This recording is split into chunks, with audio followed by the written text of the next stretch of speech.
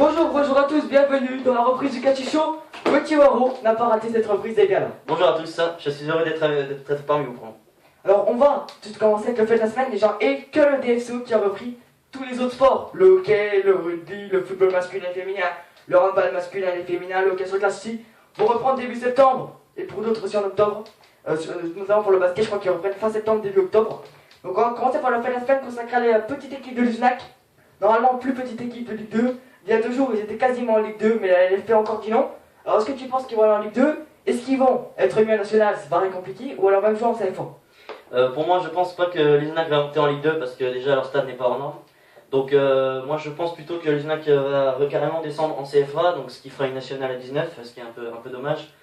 Donc pour moi que l'USNAC ne montera pas en Ligue 2, maintenant je sais pas pour toi, mais pour moi... Oui, non mais ils ne monteront pas en Ligue 2. Alors une nationale, ils s'en vont en nationale. Donc même si l'USNAC vient en nationale, ils seront quand même 21. Oui. Donc la logique serait que c'est en CFA, mais c'est un gros bordel tout ça. Moi l'erreur c'est pas l'USNAC qui la font parce qu'ils ont raison de pousser pour monter. L'erreur c'est qu'on intègre Châteauroux alors qu'on n'est pas sûr de la situation de l'USNAC.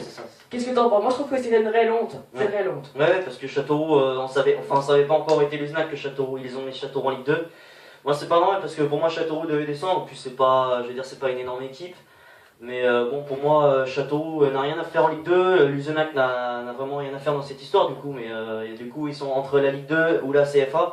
C'est vraiment dommage pour cette petite équipe de France. Ouais, très très dommage, et ça aurait été beau, hein, qu'un village de 600, je crois 500 habitants aille en Ligue 2, c'est pas encore fini. Fabien Barthez a dit, on ira au bout du bout, on attend ça avec... Le président aussi, on a dit, ils iront tous mettre leur nom pour aller en Ligue 2. Voilà, avec impatience. Aujourd'hui c'est une émission spéciale puisqu'il y a défaite la semaine. On vient d'apprendre à l'instant là les tirages au sort des groupes.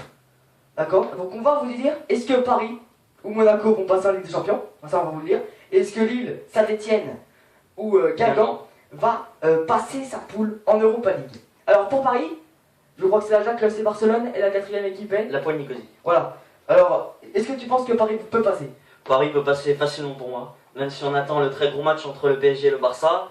Mais pour moi, Amsterdam ne fera pas le poids face à ces deux grosses écuries, et pour moi, Barcelone et Paris passeront sans difficulté, je pense. Voilà, donc Barcelone-Paris, à noter que c'est la première affiche. Ouais.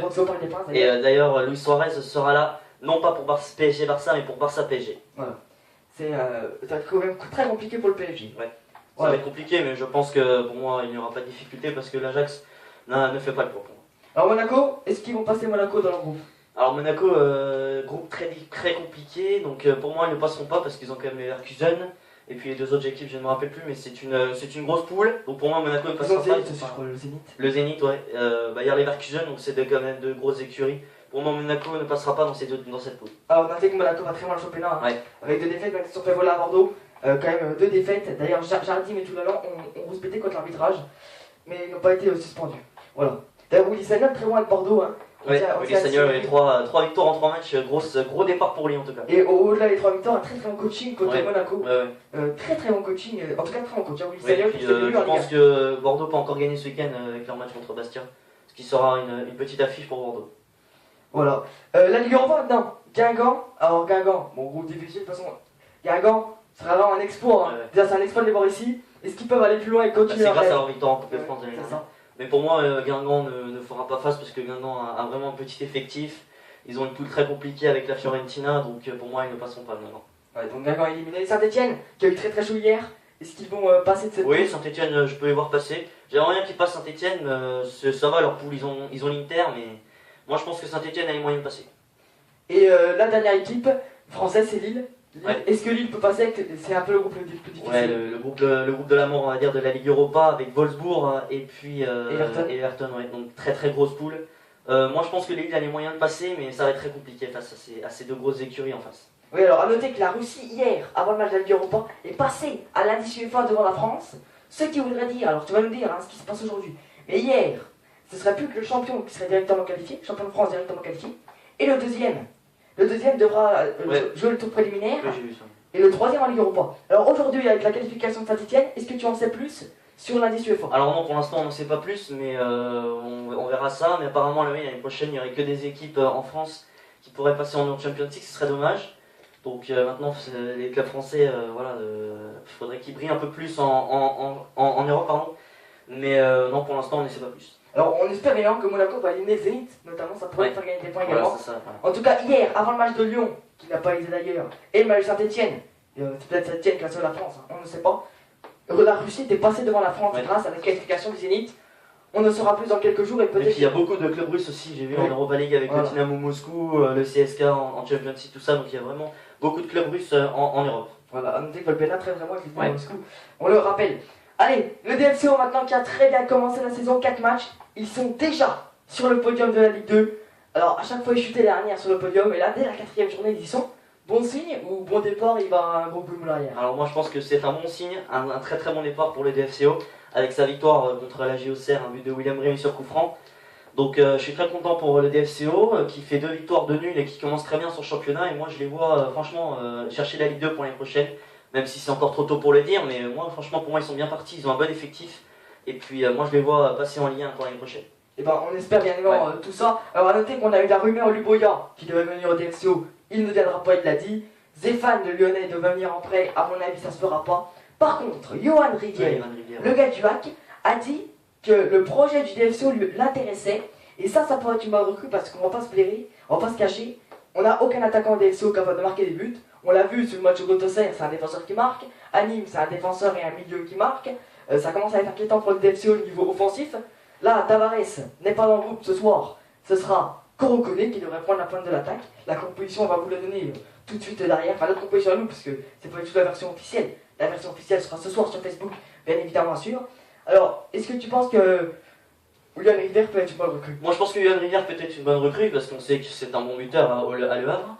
Maintenant, moi je pense qu'on est des bons attaquants, même si tu l'as dit, hein, ils ont beaucoup de mal à marquer comme Tavares, Korokone. Maintenant on va voir la performance de Korokone ce soir s'il est capable de marquer un but. Mais ouais voilà, on a des bons attaquants à Dijon, mais peut-être que le renfort de Johan Rivière serait intéressant en attaque, comme ça pourrait au moins faire des changements avec Tavares, Korokone. Moi je pense que Johan Rivière pourrait être une bonne recrue pour le DFCO. Oui, c'est bien sûr. Alors peut-être qu'on reconnaît son pré-match, hein. Ça n'a pas fait dans le groupe de la saison. Donc on va voir cette façon. Il était sur le départ, et là on le met dans le groupe, on va voir ce que ça va donner. Pour ce soir-là, la composition devrait être Baptiste René dans les buts. Normalement tu vas nous dire ce qui se passe. Donc dans les buts, Baptiste René c'est logique, hein. Enfin par rapport au Fantôme c'est logique. Par contre la défense, le retour de Papaye et Samuel Soprano sur les côtés, Rémi Varro devrait être reconstitué. Qu'est-ce que tu en penses de cette défense du DFCO? Moi je pense que c'est une bonne défense, il faut garder les joueurs qui gagnent. Maintenant, Rémi a fait un très très bon match contre l'Auxerre et a mis son coup franc. Moi je pense que c'est une très bonne défense, le capitaine Cédric Varro, je crois, comme d'habitude. Donc pour moi c'est la défense habituelle du DFCO.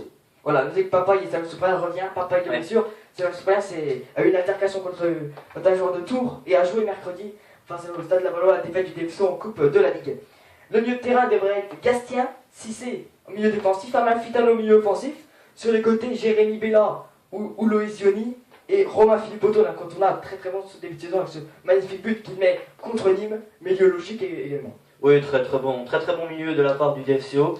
Avec Cissé, comme tu l'as dit, Gastien en numéro 6. Maintenant Philippotto qui fait un très très bon début de saison. On a vu Jérémy Bella aussi qui est très bon. Il pourrait être Annie Lyonnais. Avec Diony aussi sur le côté gauche, on ne sait pas encore. Sur le côté droit, pardon. Et puis dans l'axe en 10, tu nous as dit, voilà, Romain Amalfitano, voilà, c'est très bien. Donc moi je pense que c'est le milieu habituel du DFCO. On a dit Loïs Zioni ne jouera pas, j'ai dit peut-être. À mon avis, ça devrait être Jérémy Bella, Romain Philippotto et Romain Amalfitano, bien évidemment. Et en point donc. Normalement, Korokone, même si Loïs Zioni, on sait, il peut jouer libre, il peut jouer attaquant. À mon avis, il sera sur le banc aujourd'hui, c'est Korokone qui va prendre la comme j'ai dit, on va voir sa performance ce soir, on l'attend avec impatience. Voilà, on l'attend avec impatience, avec peut-être l'arrivée de Johan Rivière. En tout cas, on peut rester sur le podium et arriver chez nous contre Niort avec une nouvelle victoire qui pourrait nous amener très très haut. Et on espère peut-être la faire place qui est jouable ce soir, puisque 3 n'est qu'à 2 points, même si on le sait. C'est que le début de la saison. Voilà. Tous les sports à Dijon reviennent jeudi prochain, on va vous dire le calendrier. Dès qu'on les a pour l'instant, ils ne sont pas officiels de chez officiel sur tous les sports. Donc on va vous les dire jeudi prochain, c'est la nouvelle émission du Cassisio Gaël Gauthier sera là. On se retrouve jeudi prochain pour une nouvelle émission. Au revoir à tous à la DFCO. On espère une victoire ce soir. Et on se retrouve jeudi prochain pour une nouvelle émission. Ciao ciao. Merci, au revoir à tous.